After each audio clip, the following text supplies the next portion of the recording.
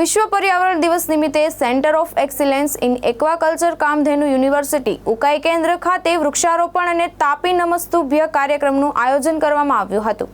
પ્રકૃતિ સંરક્ષણ અને પર્યાવરણ જાગૃતિના સંદેશા સાથે મોટી સંખ્યામાં લોકો કાર્યક્રમમાં જોડાયા હતા। વિશ્વ પર્યાવરણ દિવસની ઉજવણી અંતર્ગત centre of excellence in aquaculture Kamdhenu university Ukai કેન્દ્ર ખાતે બે વિશેષ કાર્યક્રમનું આયોજન કરવામાં આવ્યું હતું, જેમાં વૃક્ષારોપણ કાર્યક્રમ અને તાપી નમસ્તુભ્ય કાર્યક્રમનો સમાવેશ કરવામાં આવ્યો હતો। કાર્યક્રમમાં ગંગા સમગ્ર સ્પર્શ સોશિયલ ફાઉન્ડેશન અને એકલ અભિયાનના પદાધિકારીઓ વિશેષ ઉપસ્થિત રહ્યા હતા। કાર્યક્રમના મુખ્ય અતિથિ તરીકે ડોક્ટર વસંતભાઈ ગામિત ઉપસ્થિત રહ્યા હતા। ઉપરાંત સ્વામિનારાયણ મંદિર ઉકાઈના મહંત સ્વામી સુદર્શનજી અને દેવરત્ન સ્વામીજીએ પણ વિશેષ હાજરી આપી હતી।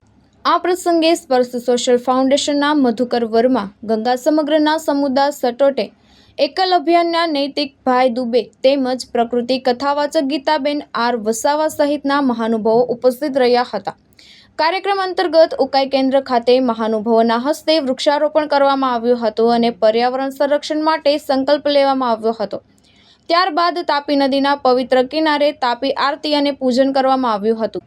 સાથે જ તાપી નદીમાં મત્સ્ય બીજ સંચયન કાર્યક્રમ પણ યોજાયો હતો। વિશ્વ પર્યાવરણ દિવસ નિમિત્તે યોજાયેલા આ કાર્યક્રમ દ્વારા પ્રકૃતિ સાથે જોડાવા અને પર્યાવરણ જાળવણીનો સંદેશ આપવામાં આવ્યો હતો। વસંત ગામિત, રાષ્ટ્રીય સ્વયંસેવક સંઘ નવસારી વિભાગ સહકાર્યવાહ।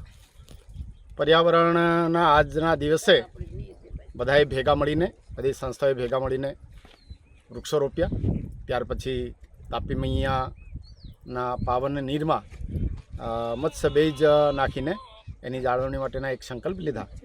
આપણે બધા આજના દિવસ પૂરતા નહીં પણ આપણા આખા જીવન દરમિયાન પર્યાવરણની સુરક્ષા કેવી રીતે કરી શકાય એ વ્યક્તિગત રીતે આપણે બધાએ જ સંકલ્પ લેવા જોઈએ અને જો પર્યાવરણની જાળવણી થશે તો જ આપણું ભવિષ્ય ઉજ્જવળ રહેશે એવી આજના દિવસે સૌ પાસે કામના રાખીએ છીએ।